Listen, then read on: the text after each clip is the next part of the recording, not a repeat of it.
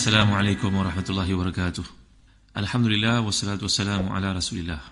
Innal hamdalillah nahmaduhu wa nasta'inuhu wa nastahdihi wa nastaghfiruh wa natubu ilayhi wa natawakkalu alayhi wa na'udzu billahi min shururi anfusina wa sayyiati a'malina.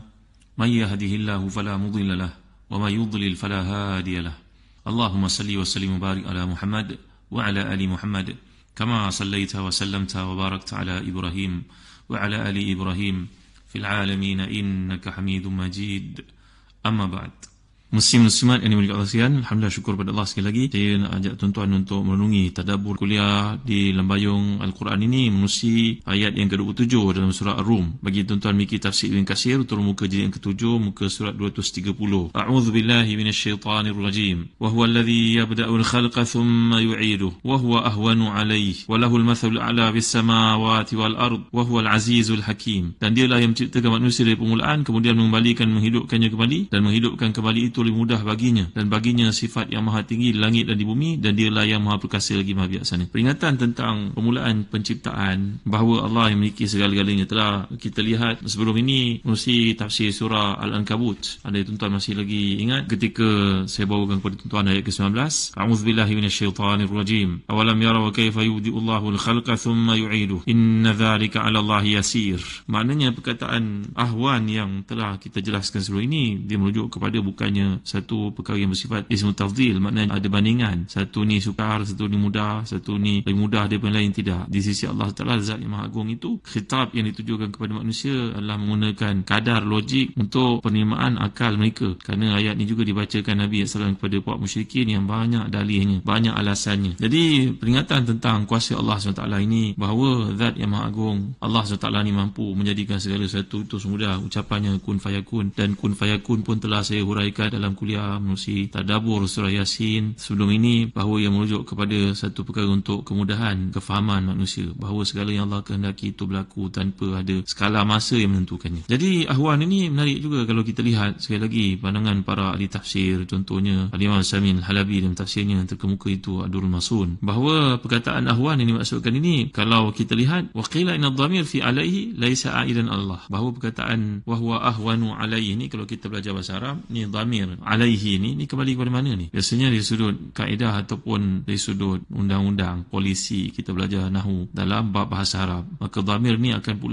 kembali kepada aqrabuha, zikran, yang paling dekat sekali. Adakah ini merujuk kepada Allah? Kalau kita lihat ayat ini, wa huwa alladhi yabda'ul khalqa thumma yu'iduhu wa huwa ahwanu alaihi. Jadi yu'iduhu ni, kemudian ahwanu alaihi, dhamir ni kembali kepada Allah ke kembali kepada khalq? Macamlah kita baca pada awal surah Al-Isra semasa saya tafsirkan untuk tuan-tuan pada waktu MCO yang lalu. Permulaannya, a'udzubillahi minasyaitanir rajim, bismillahirrahmanirrahim, subhanalladzi asra bi 'abdihi lailan minal masjidil harami ilal masjidil aqsa alladzi barakna haulahu linuriyahu min ayatina innahu huwas samiul basir. Lihat, dhamir ini sekejap kembali kepada Allah, sekejap kembali kepada tanah suci, sekejap kembali kepada hamba-Nya Muhammad sallallahu alaihi wasallam. Jadi ini adalah sebahagian daripada perkara yang memang semua orang faham kalau kita memahami. Jadi sekarang ahwanu alaihi ni kembali kepada mana ni? Kata pengarang Ad-Durrul Masun, ia mungkin kembali kepada khalq, kepada makhluk itu sendiri, kepada manusia itu sendiri, yang menafikan bahawa Allah mampu mengembalikan kejadian selepas melalui kematian. Jadi ahwanu alaihi ni lebih mudah untuknya. Untuknya siapa? Bukannya untuk Allah, tapi untuk makhluk. Ini satu daripada takwilannya. Bila ia kembali kepada makhluk, maknanya kalau makhluk ini melalui proses daripada kelahiran yang pertama, anak itu lahir dengan susah dibesarkan ibunya, sakit, demam, kemudian dia membesar, jatuh, bangun, berlari, berjalan, kemudian mampu berlari, kemudian masuk sekolah rendah, sekolah menengah, masuk universiti pun masih sakit lagi. Ini proses tentu lama dan payah untuk dilalui oleh seorang manusia, kan? Jadi kalau dia merujuk kepada wahwa ahwanu alaihi, kata Al-Imam Samin Al-Halabi dalam tafsirnya Durrul Masun itu, salah satu maksudnya, maknanya penciptaan manusia bila disebut oleh Allah kun fayakun tu, yang dinyatakan bila dipanggil manusia ini untuk bangkit, maka dia akan datang. Thumma idza da'akum da'watan minal ardi idza antum takhrujun. Kali dipanggil maka kamu akan terus datang. Proses itu berlaku dengan serta-merta tanpa ada sela masa di situ. Jadi maknanya datangnya dalam bentuk siap, kejadian lengkap, sempurna seperti ketika dia zaman muda dahulu, usianya 30-an. Itu lebih mudah ke atas makhluk. Jika nak dibandingkan, dia kena melalui proses tu satu persatu sampailah dia jadi manusia yang sempurna dalam perspektif ini. Muslim-muslimat yang dimuliakan, kita dapat lihat begitu banyak apa yang kita namakan sebagai cara kiraat ke, ataupun baris ke, ataupun takwilan ke, ataupun i'rab Quran ni, kerana ia menampung terlalu banyak makna, dan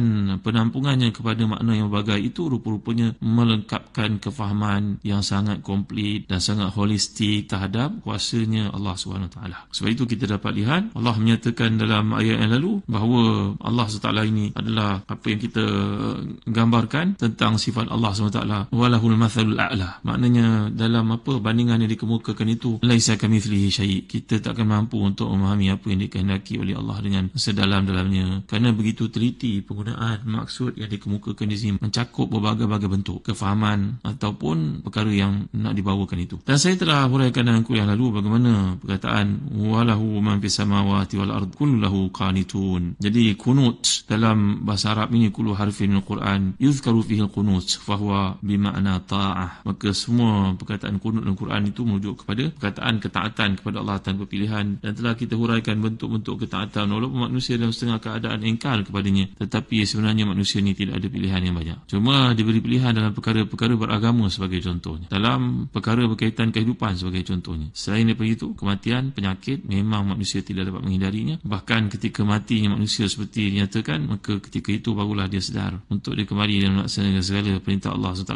bahawa dia menyedari segala yang Allah tetapkan, Allah perintahkan, itu yang terbaik untuk diikuti. Sebab itu kita dapat lihat dalam surah Al-Mu'minun Allah menjelaskan, hatta idza jaa ahadahumul mautu qala rabbi irji'un la'alli a'malu salihan fima tarakt. Maka barulah dia sedar segala perintah Allah yang wajib ditaati, yang dia telah pun ingkar itu. Dan ini merupakan satu bukti kesalahan pandangan mazhab Qadariyah, iaitu satu mazhab yang sesat yang mengatakan bahawa segala ketetapan manusia lalui dalam hidup itu segala telah ditakdirkan oleh Allah SWT. Dan mazhab Jabariyah yang beranggapan bahawa manusia ni dalam segala perkara semuanya telah bersifat majbur, maknanya semua Allah tetapkan, dia tak ada pilihan. Sebenarnya manusia mempunyai pilihan dalam perkara-perkara tertentu, sebagai contohnya dalam milih gaya hidup ataupun beragama yang telah jelaskan tadi. Jadi bila Allah menyatakan walahul mathalul a'la fis samawati wal ard, baginya sifat yang maha tinggi langit dan bumi. Kata Ali bin Abi Talhah daripada Ibn Abbas radhiyallahu anhum wa radhahum ajma'in, ini adalah seperti firman-Nya dalam surah Asy-Syura, laisa kamitslihi syai', bahawa segala contoh yang dibawa datang itu untuk memudahkan manusia memahaminya. Baik, kita beralih kepada ayat 28 dan 29 untuk boleh lihat pada muka surat 233 dari jilid yang ke-7 ini. A'udzubillahi minasyaitonirrajim. Daraba lakum mathalan min anfusikum hal lakum mimma malakat aymanukum min syuraka'a fima razaqnakum fa antum fihi sawa takhafunahum ka khifatikum anfusakum kadzalika nufassilul ayati liqaumin ya'qilun bal ittaba'a alladhina zalamu ahwa'ahum bighairi ilm faman yahdi man adalla Allah wama lahum min nasirin. Sadaqallahul azim. Dia membuat perumpamaan untukmu dari dirimu sendiri. Apakah ada di antara hamba sahaya yang dimiliki oleh tangan kananmu sekutu bagimu dalam memiliki rezeki yang telah kami berikan kepadamu? Maka kamu sama dengan mereka dalam hak menggunakan rezeki itu. Kamu takut kepada mereka sebagaimana kamu takut pada dirimu sendiri. Demikianlah kami jelaskan ayat-ayat bagi kaum yang berakal. Tapi orang-orang yang zalim yang mengikuti hawa nafsunya tanpa ilmu pengetahuan, maka siapakah yang akan menunjuk orang yang telah disesatkan oleh Allah, dan tiadalah bagi mereka seorang penolong pun. Ini lagi satu perumpamaan yang dikemukakan oleh Quran, dibawakan oleh Allah. Dan saya telah jelaskan dalam kitab Al-Burhan oleh Al-Imam Az-Zarkashi, menunjukkan bahawa ada 40 lebih mathal Qurani, amthal Quraniyah, perumpamaan bandingan yang Quran bawakan, disuruh untuk kita melihat. Dan di sini pentingnya dalam pendidikan supaya kita mengambil pendekatan seperti ini untuk memudahkan anak-anak kita faham, sebagai contohnya, atau pelajar-pelajar kita faham, ataupun umat yang kita dakwah itu faham, kerana ini merupakan satu metod yang penting dalam penyampaian maklumat. Jadi Allah membawakan di sini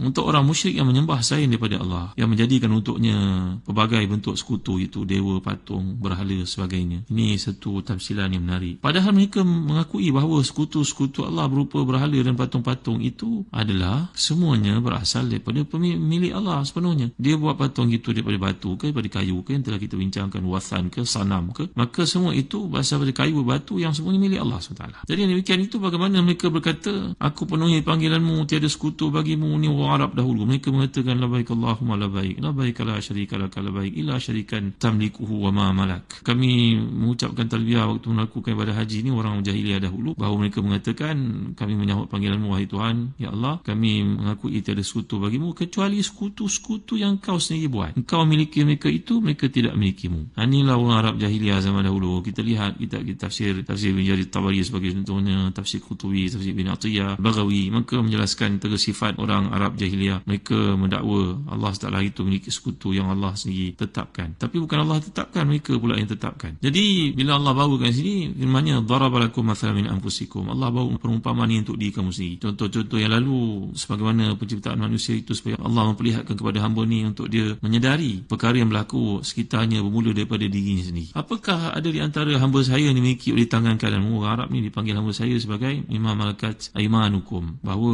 hamba saya ni pemilikan tangan kanan. Itu satu bab daripada bab majas yang telah kita pelajari, iaitu sekutu kamu ni, kamu mengambil orang itu bekerja untuk kamu. Kalau zaman sekarang tak ada hamba saya, tapi hamba saya ni menyertai kamu, walaupun dia hamba kamu, dia pekerja kamu. Kalau konteks kamu mungkin pekerja lah, dia bekerja dengan kamu, tapi dia juga memiliki hak seperti mana kamu, iaitu majikannya. Dia boleh meluluskan peruntukan, dia boleh ambil duit sewenang-wenangnya, dia boleh datang kerja tak dalam kerja, ikut suka dia. Bahkan isteri kamu pun dikongsi olehnya. Kamu nak tak begitu? Sanggup tak kamu mempunyai orang bekerja yang sepatutnya di bawah naunganmu dan mendengar arahanmu, tiba-tiba dia pula berlagak, bahkan duduk lebih tinggi daripada kamu, kamu pula takut kepadanya? Mau tak kamu kalau suasana itu berlaku? Takhafunahum ka khifatikum anfusakum, kamu takut pada mereka sebagaimana kamu takut pada dirimu sendiri, iaitu kamu takut mereka mendapat bahagian harta daripada kamu. Padahal sepatutnya pekerja ke ataupun hamba kalau zaman dahulu ke, itu ketetapan tuannya lah, majikannya lah, berapa nak kena beri gaji, apa yang patut diberi, privilege yang patut dinikmati olehnya. Maka menariknya ayat ini, tuan-tuan yang rahmati dan dikasihi, seperti disebut oleh Imam Al-Qurtubi dalam tafsirnya, ini adalah ayat asas kepada apa yang dipanggil dalam kehidupan, dalam perniagaan, sebagai contohnya adanya syarikah, iaitu syuraka dalam perniagaan. Kerana manusia jarang dapat menguruskan satu perkara itu dengan kemampuan dirinya sendiri, dia memerlukan kepada orang lain. Dan ayat ini adalah asas kepada maksud yang dikehendaki dalam perniagaan, iaitu Imam Al-Qurtubi mengatakan, hadhil ayat aslun fi syarikah bainal makhluqaini iftiqar ba'dihim ila ba'd wa nafiha anillahi azza wa jal, wa dhalika annahu lama qala jalla wa az daraba lakum mathalan min anfusikum ahlakum mimma malakat aymanukum fayajib ay yaqulu laysa abiduna syurka'ana fima razaqtana. Maka ini satu perkara yang menarik, bagaimana minda para ulama dalam bab fiqih yang telah menunjukkan ayat ini menjadi asas kepada diadakan syarikat. Kerana bersyarikat dalam kehidupan ni satu keperluan untuk kemajuan diri, maknanya manusia tak boleh buat satu perkara itu berseorangan, berbeza daripada Allah SWT,